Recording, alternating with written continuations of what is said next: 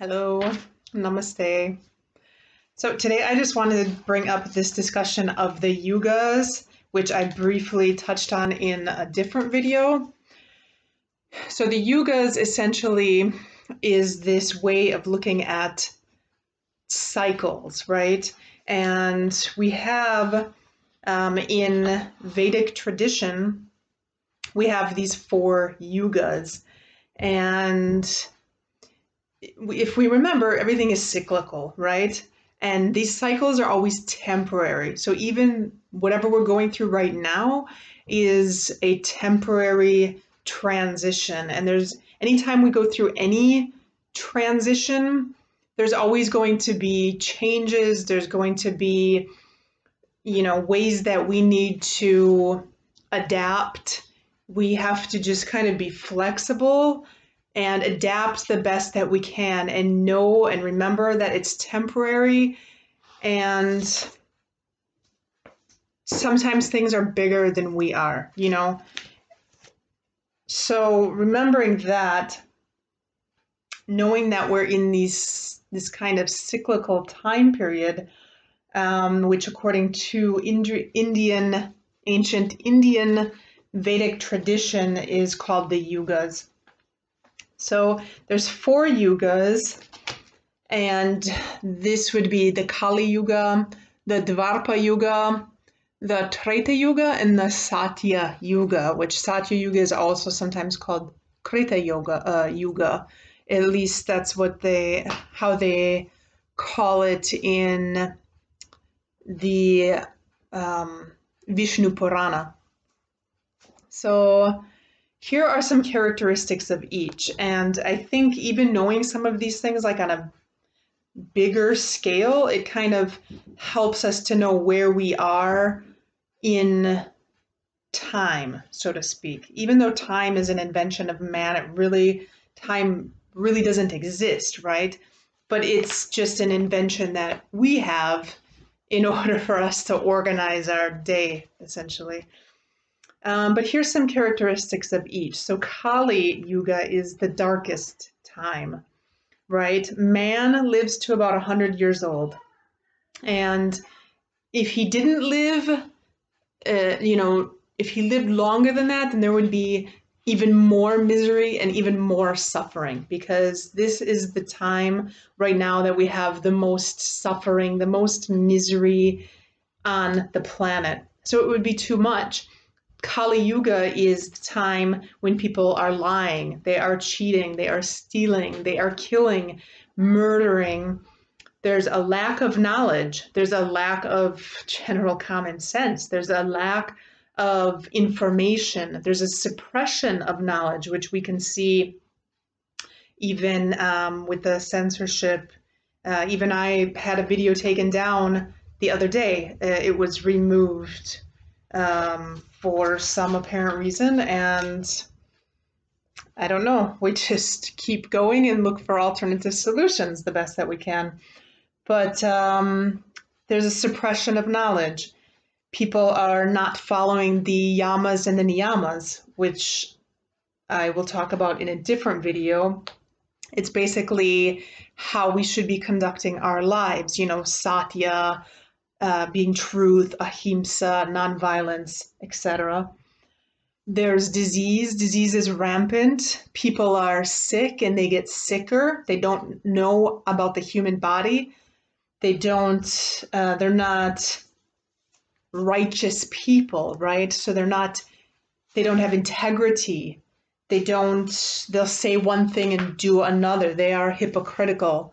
And people are regularly eating meat. This is another sign of Kali Yuga. So people that are claiming to be saints are actually tricksters. People that are claiming to be leaders are actually cheaters. And this is pretty much everything that we've seen up until this point. This is what we continue to see. And we, even in the Middle Ages, it was even more so. People were dying, and people would kill just for a piece of bread, which is essentially even happening now. Then we move to Davarpa Yuga. And this is where people start to realize truths. They start to come into information.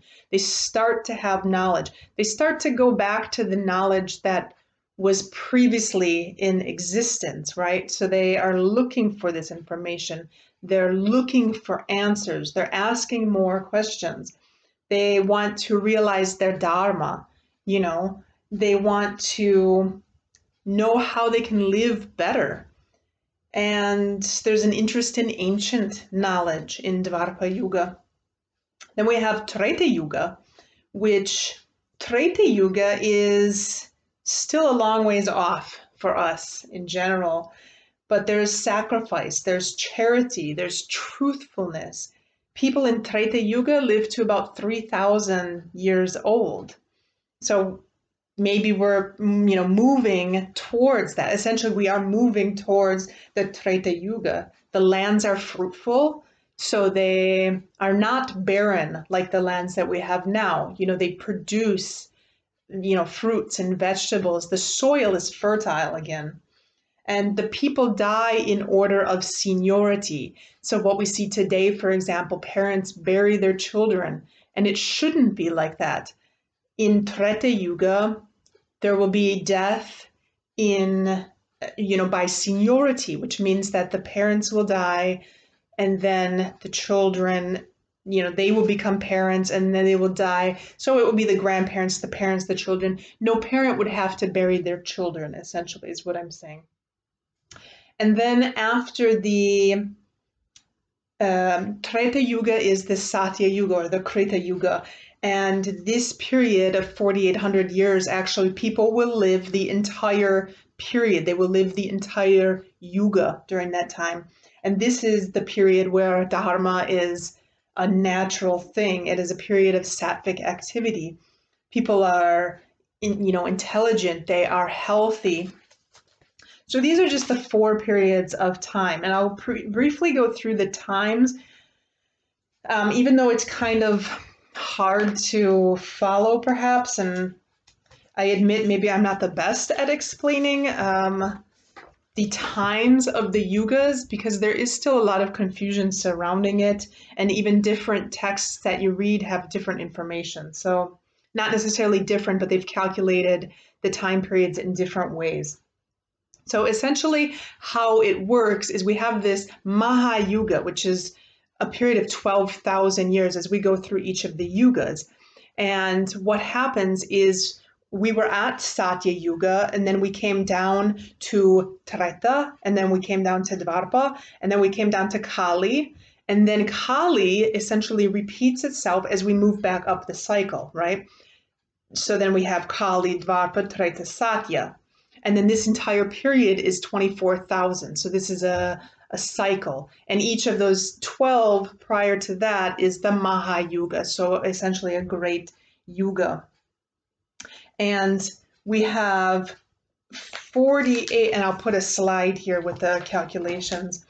We have 4,800 years in Satya. We have 3,600 in Davarpa. We have 2,400 in Treta, and we have 1,200 in Kali. And that's what makes it up to the 12,000. Now, this is what Sri Yutkaswar says, and I agree with his calculation, because essentially what he says is, if we look at some of the calculations from the Puranas, it shows that we have to take into consideration these divine years. So essentially, 1 year of man is 1 day for the gods. And so then we should essentially multiply everything by 360. And they use 360 because that was a perfect number. I won't go into the in-depth calculation here, but you can find this in the Vishnu Purana, and you can also find this in the Vayu Purana. And then you can also find it in various books. The Sri Yutkaswar has his calculations in there as well.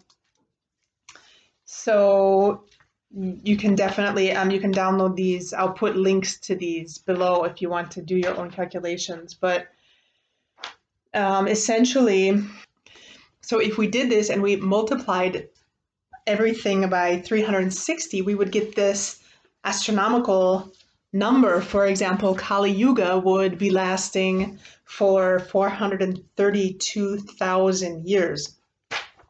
And how Yugasvar talks about it is he essentially says that these calculations were incorrect since they had been made during the Kali Yuga. And spirituality, getting to this higher knowledge is extremely difficult during Kali Yuga for this reason. So I just wanted to briefly touch on the yugas, and that also according to him that we are actually in 320 Davarpa Yuga. So this could possibly be giving us some hope, right? Because if we are moving out of the most darkest age, and we're moving into Davarpa Yuga, which we're already in, according to him, he says for the world is now in Davarpa Yuga, and that 194 years of the Yuga have now, which at the time was AD 1894,